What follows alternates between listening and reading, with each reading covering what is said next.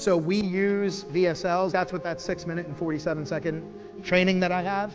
That's essentially a VSL, right? Because they come to the page, they watch the video. It's the first thing they do. Name and email pops up. They see the video, and then they can book on the calendar after that. So yeah, VSLs are super effective. Hey Sean, great presentation by the way. Thank you. Just absolute knowledge bombs. With that said, what is your position on making the call yourself or having an appointment setter do it? If you have a full-time appointment setter on the phone, does that dilute the personal message that you're trying to get at? Yes, so excellent question. I'll buy you lunch like I told you I would for saying that question. No, I think it goes two ways, right? So when we're making calls about the webinar and that kind of thing, I do have an appointment setter that's making those calls. But when I'm involved in this process and I'm directly doing this, the video messages come from me. So we do have a cold caller that says, hey, Sean's holding this webinar and doing that. I do that from an authority play. So I do think that helps and that's beneficial just from a time perspective too. But when it's video messages, always make the video messages yourself. And listen, I know everyone's like looking at this, oh my God, I don't have enough time. I don't have enough time. Everything I just outlined can be done in 1 hour a day, okay? So I've talked about my 5 daily disciplines before. I talk about that in the group a lot. And 2 of my key disciplines are, I have 2 slots on my calendar. One is a revenue generating hour, okay? Where I will do nothing but revenue generating activities. Let's talk about what's not a revenue generating activity. Oh, I spent time working on my funnel, or I created VSLs that I'm gonna throw away, or this, that, or the other. Revenue generating activities is sending direct messages using video message, is actually cold calling people and calling people. So I have an hour block. One thing about that hour block is find what works for you and find what works for your niche. I'm a morning person. That's why Josh scheduled me earlier. If you saw me after lunch, I would fail. But I'm a morning person, so my energy is high. When I'm calling people and I'm creating messages and I'm reaching out, I want to be at a high energy level. There's some people that are like 9 p.m. at night, they can just sit there and like crank videos out. They're crazy and they're like, that's not me. So find your own energy level and find like how you work and schedule those times. The other hour that I do is on the business activities. We always forget that, we always miss that. So there's 2 time blocks on my schedule every single day. One is for revenue generating activity, one is for working on the business. And I assure you that if you have 1 hour block for revenue generating activity and all you do is the activities in the Focus 30, you're also gonna have some time to scroll Facebook because it doesn't take that much time. I don't use Facebook to try to get people to book on my calendar. We have done that and it just never really works for us. But what we use it as is like a very top of the funnel lead just to get more contact information. We always ask for cell phone number. This is how we try to get mobile numbers from people. And I do it in the form of a VSL, right? And I'm very specific. I think specifics are important. So if it's a 6-minute and 47-second video, tell them it's a 6-minute and 47-second recorded training on the top 6 things that they can do. And listen, the bonus, like the Starbucks card, don't be like, oh my God, I can't do Focus 30 without the Starbucks card. That's just like a bonus thing, right? This will work with or without Starbucks cards. It's just an effective thing. But the idea of the Focus 30 is, hey, I'm lean, I'm just getting started in my agency, I don't have a ton of resources, I don't have a ton of money, I don't have a ton of things. This is about putting in the work to get you to the result as fast as possible. I just want to say, for those of you who were here yesterday for the roadmap work, you certainly joining. One other point of clarity is the 72-hour window that you use. Now, I think that we should frame that, at least in my opinion, if you don't mind, frame that as what I'll call the first call or the right fit call. Yeah. After that, what I do is I actually push it out longer and create scarcity that I am just so busy I can't even get to you till the end of next week or the following. Couldn't agree more, couldn't agree more. Yeah, but it's about that first one, right? It's before we have a relationship. If you spend 30 minutes on a call with Josh, you're showing up for the second appointment, I can assure you, right? So, 100%. and you'll wait for 2 weeks to get to success. So my question is about the difference that you see in results from using VHL automated reach outs and automated establishing contacts versus going ahead and doing it manually. I can see a lot of times in my experience when I have a lead that gets the automatic appointment reminder, they know that they're getting talked to by a robot. Yep. But if I reach out and the text is blue and I send it over and it's, hey, what's going on? Jacobson Contractor Packers, I about our point, you're in a home service company, and I just have a conversation with prospects, that I get a much more ready response, and I get a much more enthusiastic and more, I don't want to use the word revealing, but the prospect is more comfortable saying more things about what's going on. And I just wanted your take on it, since I'm hearing a lot about DHL automated cold emails and DHL automated text and stuff like that.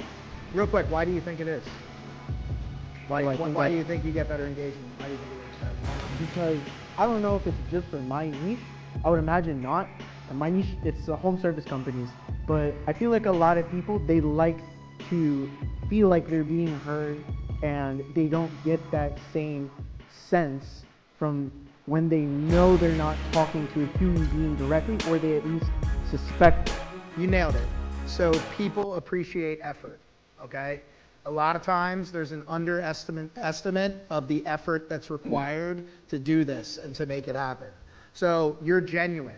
When you see me on Facebook and I'm using your name and I'm also using the name of your internal person or your gatekeeper, I'm making an effort, right? So that's my first contract that I'm making with this contact, is I'm showing them that I am willing to put in the work, put in the effort. I care about your company. You're not just a nameless, faceless, random person that's getting an email from 10,000. And again, I'm not saying that doesn't work. I'm saying it's all part of the ecosystem, right? So all that stuff works. You should still be doing that. You don't just want to ask 30 people a week to come to your webinar, right? Like, we still want to mass blast that.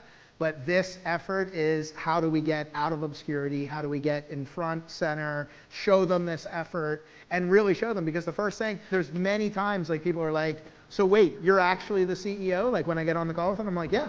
They're like, you sent a video message. Yeah, you're important to me. So we're leading into the relationship with me showing like, yeah, I'm a business owner, you're a business owner, you're important to me, your business is important to me.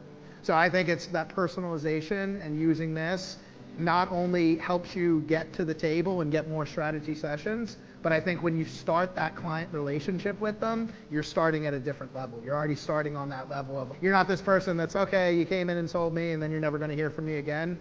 One thing that I do, and I don't give my actual cell phone number, but I have a Google voice number that will forward to my cell phone number. Every single client of mine gets my personal cell phone number. They get my Google voice number, but it goes to myself. A non-branded phone number. So exactly, right? So it's just all about building trust. Listen, we sell SEO, right? A lot of people in this room sell SEO. SEO takes time. People don't understand SEO. They're spending money every month and they're like, oh, here's the results. And you're like telling them, just trust the process, right? So trust is everything in what we do and in the relationship. So to me, it's just, when I'm showing that much effort to earn your business, they know that I'm going to apply a similar effort to keep your business. 100%. And I also wanted to share, while I'm on the topic, something that could be of use to maybe other people that are in the room, with sending more personalized, or things that seem more personal. There's an application that I was told about a little bit ago called Nifty Images, and you're able to embed custom values from GHL, if, for example, is the prospect's name onto a picture. Right. So it's really cool. I've seen people take a picture, like a selfie, on the computer, and it says on the computer, Mr. Business Owner. I don't know anyone whose name is Mr. Business Owner, but Mr. Business Owner, we're excited to speak with you. And it says it on the computer screen that they're taking a selfie with. Yep. Just something cool I thought could be used to somebody in the room. I don't know if it's awesome. No, I appreciate the share. To share. Thank you. Okay, so I'd be the CEO, but I have my account manager or my salesperson, who happens to be my wife, actually wants to approach these Focus 30s. Yep. So instead of the CEO doing it, what is the difference? Is this a problem? Would you recommend I do it instead, or? The only part I would recommend you do is the video part.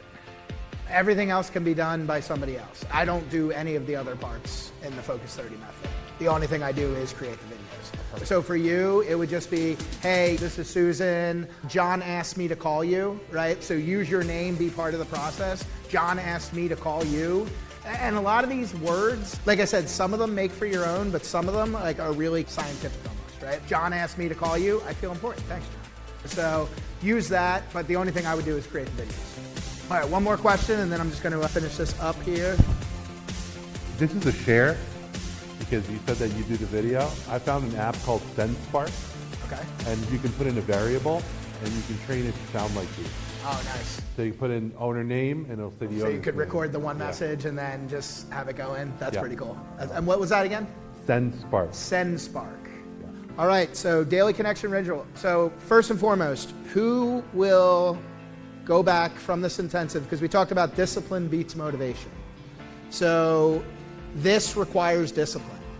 This is not going to work right away. Like, you're not going to become a 7-figure agency overnight, right? Like, it's not going to. But I promise you, if you do these things consistent, who believes that if you did 5 touches consistently to 30 identified prospects who you know information about your social, who agrees that would add consistent appointments to your calendar, right? The question is, will you do the work? So that's why my 2 statements were discipline beats motivation. I want everybody to be disciplined and put that hour of day of revenue generating activity directly onto your calendar. It's super important. It's a mindset thing. It's going to remind you to do it, and it's going to give you plenty of time to do all this prospecting and everything we're trying to do. So, great. Who's going to do that? Awesome. Awesome. All right. The other thing that I highly recommend is show up for the Monday morning motivation call at 10 o'clock. We are going to be talking a lot about this. Josh and I have some pretty cool ideas that we're kicking back and forth about some sprints and some other things, right? We want to hold each other accountable. And my other point that I made was embrace the mastermind, right? Being part of this, showing up for those calls, helping each other, find an accountability partner, right? Like, all these things are absolutely critical. And I can assure you that if you do the work, you'll get the results.